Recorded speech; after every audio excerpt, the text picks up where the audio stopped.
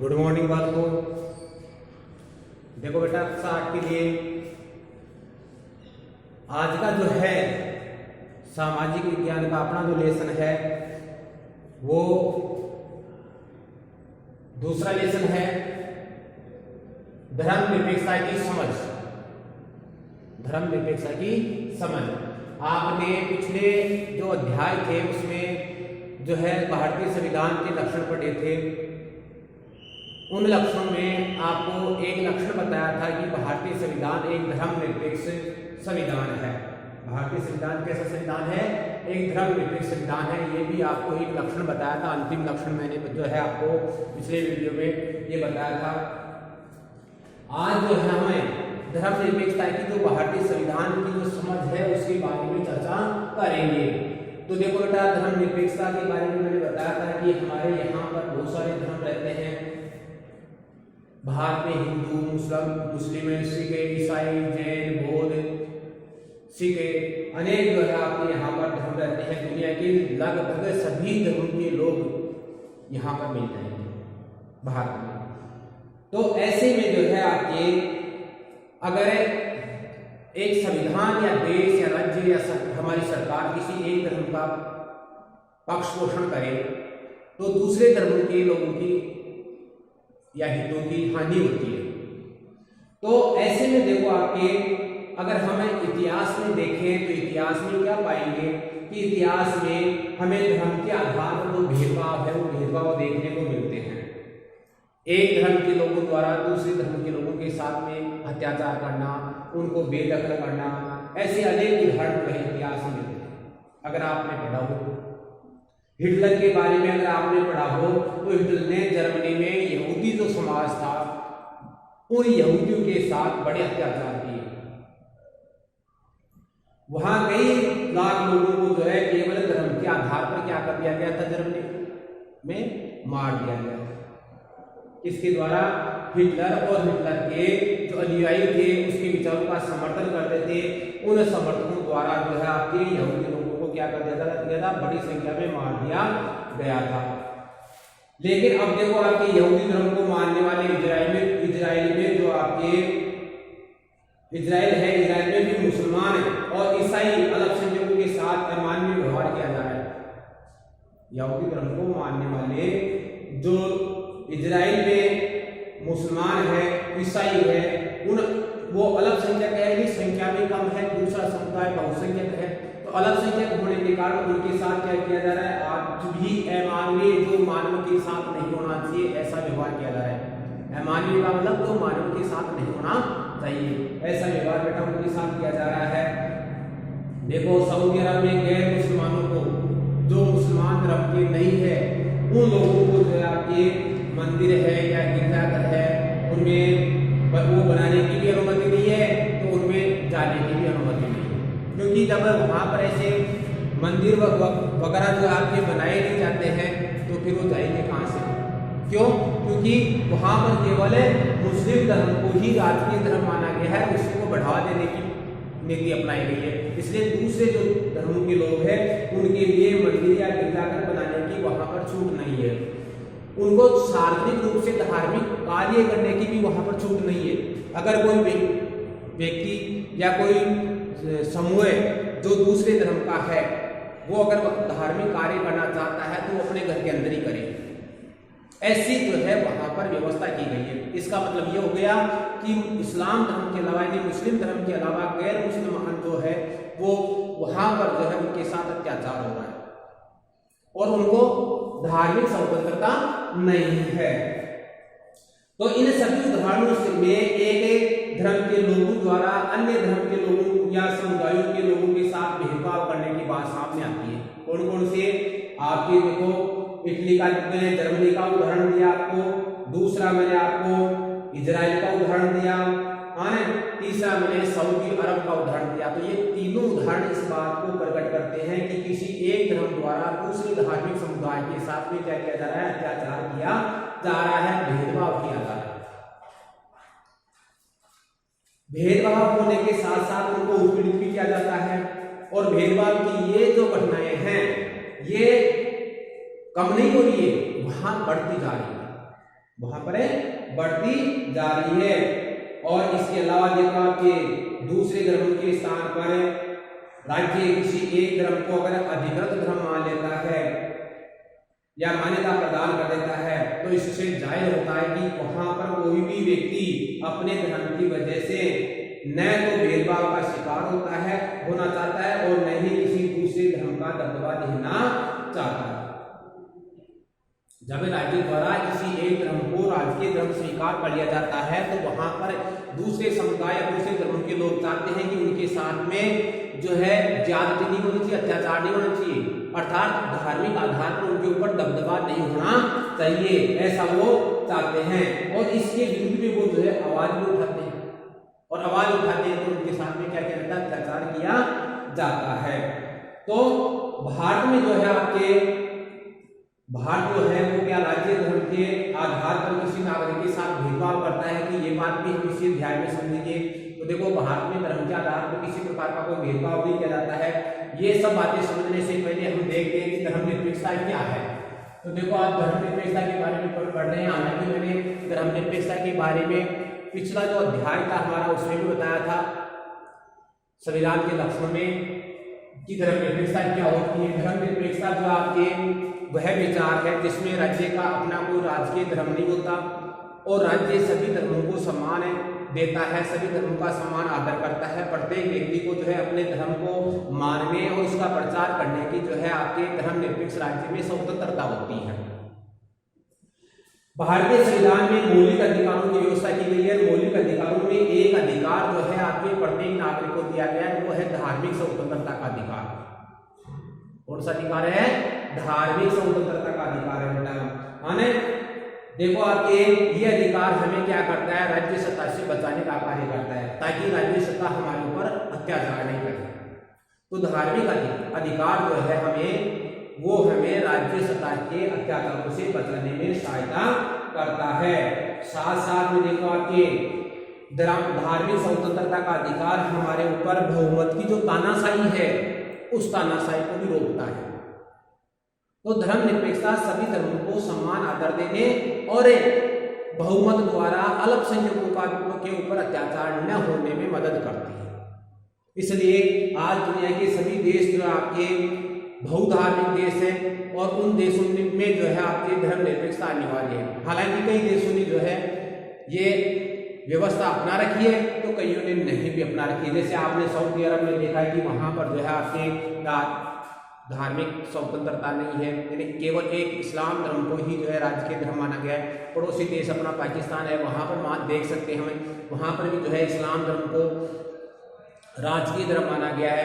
तो इसका मतलब यह है कि पाकिस्तान देखो चाहे सऊदी अरब देखो, वहां पर एक धार्मिक बहुसंख्यक समुदाय है वो अल्पसंख्यकों पर क्या करता है, अत्याचार करता है और उनको वहां पर धार्मिक आजादी नहीं है बेटा।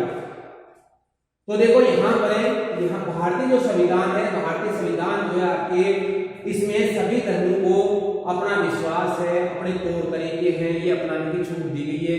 विश्वास का मतलब वो किसी भी धर्म को मान सकते हैं, किसी धर्म का अनुसरण कर सकते हैं, किसी धर्म का प्रचार कर सकते हैं।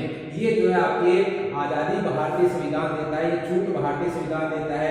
इसके लिए समान जो है आपके धार्मिक स्वतंत्रता का विचार भारतीय संविधान में अपनाया गया है। जैसा कि मैंने आपको बताया कि हमारा संविधान हमें जो मौलिक अधिकार है, नागरिक अधिकार है, उन अधिकारों में एक अधिकार देता है स्वतंत्रता का, वो धार्मिक स्वतंत्रता का अधिकार। किसका अधिकार?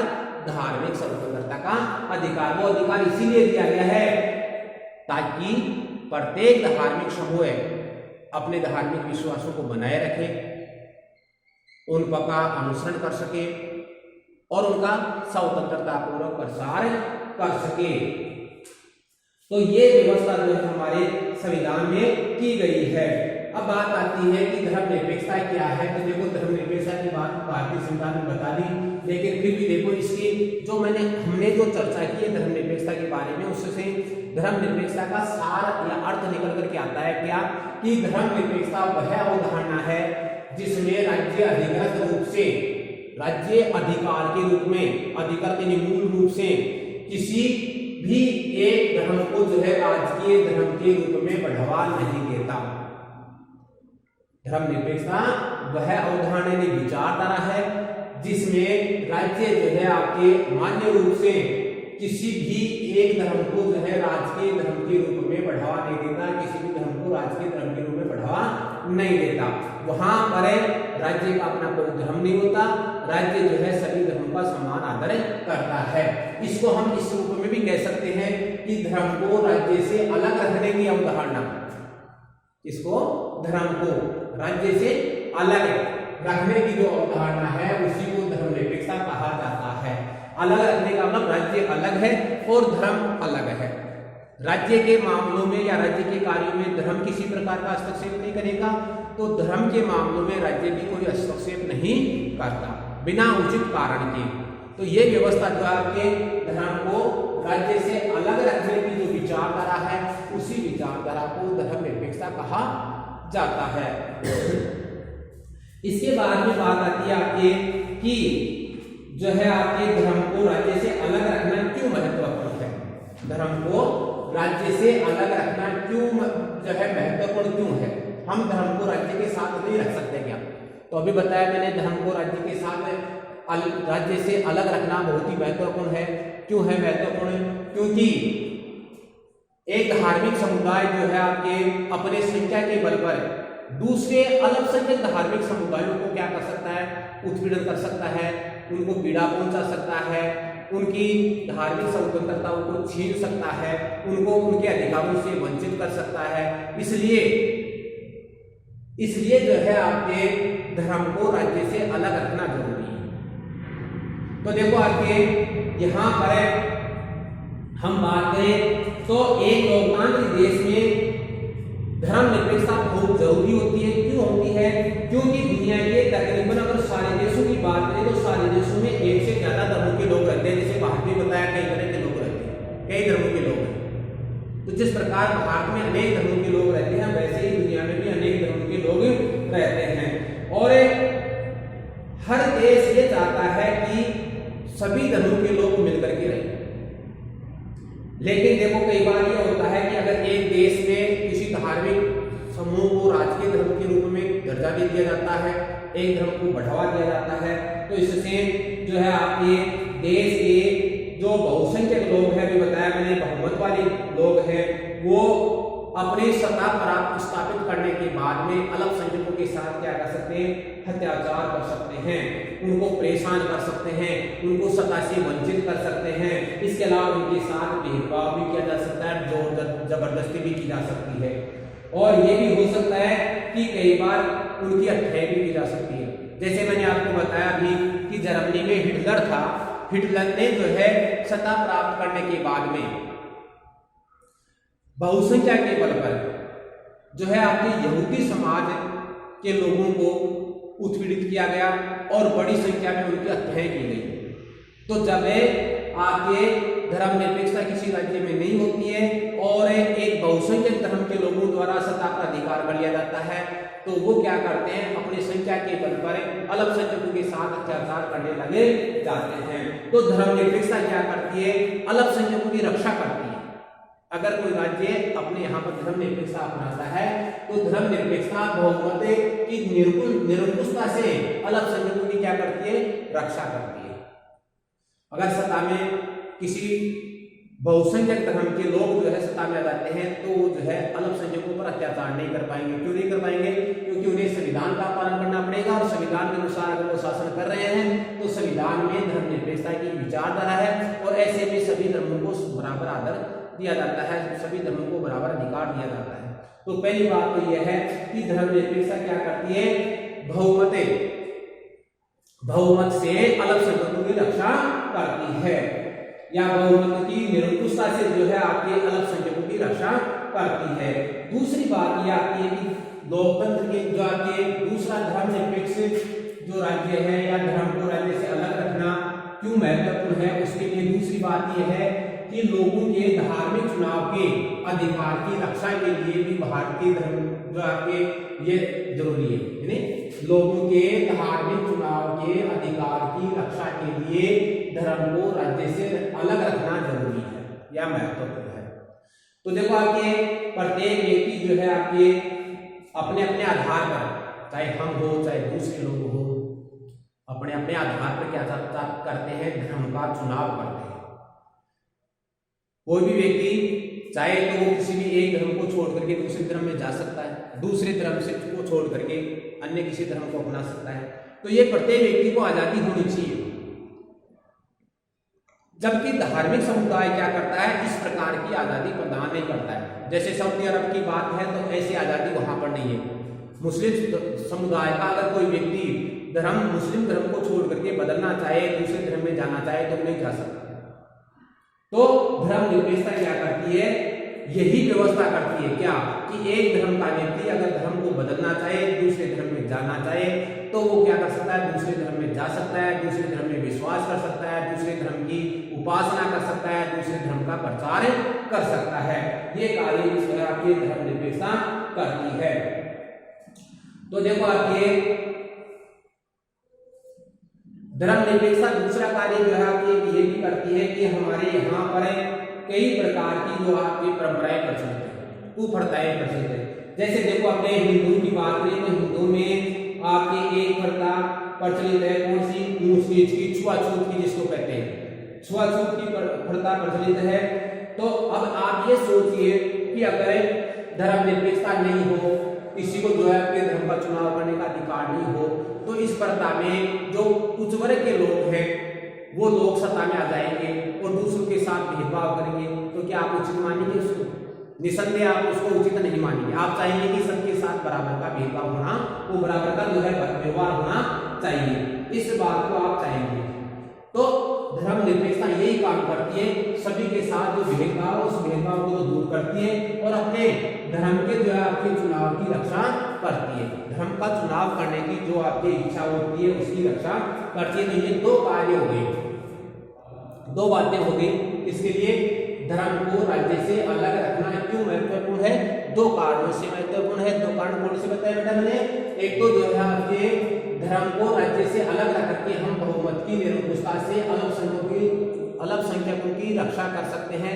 दूसरी बात ये हो गई कि धर्म को राज्य से अलग रख करके हम लोगों के धार्मिक चुनाव के अधिकार की रक्षा कर सकते हैं। तो इन दोनों बातों के लिए धर्म को राज्य से अलग रखा जाता है। अब बात आती है अपने अगला पॉइंट आता है अपने भारतीय धर्मनिरपेक्षता क्या है। भारतीय धर्मनिरपेक्षता क्या है? भारतीय उदाहरण के अनुसार धर्मनिरपेक्षता किसे कहा गया है? तो देखो भारतीय संविधान में कहा गया है कि भारत राज्य धर्मनिरपेक्ष राज्य रहेगा। भारतीय संविधान में क्या कहा गया है कि भारत राज्य है वो एक धर्मनिरपेक्ष राज्य रहेगा, अर्थात राज्य का अपना कोई धर्म नहीं होगा, राज्य का अपना कोई धर्म नहीं होगा और राज्य किसी भी धर्म का पक्ष पोषण नहीं करेगा। ये भारतीय धर्मनिरपेक्षता है।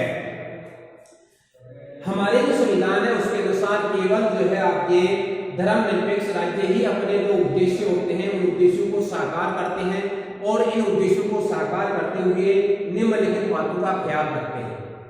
हम यूं भी कह सकते हैं कि भारतीय संविधान धर्मनिरपेक्षता के उद्देश्यों को साकार करने के लिए, साकार करने का मतलब उसको जो है साबित करने के लिए निम्नलिखित बातों का ख्याल रखता है, निम्नलिखित बातें अपनाता है। कौन कौन सी बातें अपनाई है? पहले भारतीय संविधान ने धर्मनिरपेक्षता का ख्याल रखने के लिए कोई एक धार्मिक समुदाय किसी दूसरे धार्मिक समुदाय को न दबाने की व्यवस्था की है। अर्थात भारतीय संविधान में सभी धार्मिक समुदायों को बराबर दर्जा दिया गया, इसलिए कोई भी धार्मिक समुदाय दूसरे धार्मिक समुदाय को नहीं दबाता है। तो क्या व्यवस्था की गई है? ये ख्याल रखा गया है कि कोई एक धार्मिक समुदाय किसी दूसरे धार्मिक समुदाय को न दबाए। दबाने का मतलब उसके साथ अत्याचार नहीं हो, उसके साथ भेदभाव नहीं हो, उसकी उपेक्षा नहीं हो। दूसरी बात क्या की गई है? दूसरी व्यवस्था है, दूसरा क्या ख्याल रखा गया है? दूसरा ख्याल रखा गया है कि कुछ लोग अपने ही धर्म के अन्य सदस्यों को न दबाएं। जैसे हिंदू धर्म में भी बताया मैंने कि हमें कुछ निम्न जातियां मानते हैं समाज में हमारे में, और हमारे हिंदू धर्म में ही कुछ लोगों को या कुछ समुदायों को जो है नीचा मान करके अलग रखा जाता है, उनके साथ भेदभाव किया जाता है, छुआछूत की जाती है। तो ये भी एक तरह से उनको दबाना है। तो ऐसा व्यवहार उनके साथ नहीं किया जाए। तीसरी जो ख्याल रखा गया है बात का, वो बात यह है कि राज्य न तो किसी खास धर्म को थोपेगा, यानी जबरदस्ती किसी पर लादेगा नहीं कि आप यही धर्म अपनाएं। तो न तो किसी खास धर्म को थोपेगा और न ही लोगों की धार्मिक जो स्वतंत्रता है उसको छीनेगा। सभी लोगों को धार्मिक स्वतंत्रता मिलनी चाहिए और प्रधान भी राज्य करेगा, ये व्यवस्था इसमें की गई है। तो इस तरह के जो दबदबे हैं उनको रोकने के लिए ये 3 प्रकार का दबदबा हो गया। इन तीनों प्रकार के दबदबे को रोकने के लिए भारतीय संविधान जो है आपके कई तरह से काम करता है, कई तरह से काम करता है। इन कई तरह के कार्यों में देखो आपके जो पहला कार्य है वो पहला कार्य यह है कि वह खुद को धर्म से दूर रखता है। राज्य किसी भी धर्म को अपना धर्म नहीं मानता, राज्य के धर्म नहीं मानता है। दूसरी बात कि जो है वो अपने आप को जो है आपके क्या करता है, धर्म के मामले में हस्तक्षेप की नीति अपना करके चलता है, अर्थात हस्तक्षेप नहीं करता।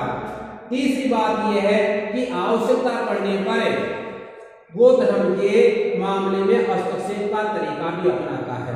हस्तक्षेप की नीति मान करके चलता है, लेकिन जब आवश्यकता पड़े तो हस्तक्षेप का तरीका अपनाता है, जैसे छुआछूत के मामले में जो है उसने अपनाया। तो ये आपका जो है आपकी दूसरा लेसन था। आगे जो बच गया आपका वो अगले जो है आपके कालांश में करेंगे। आज के लिए इतना ही, धन्यवाद।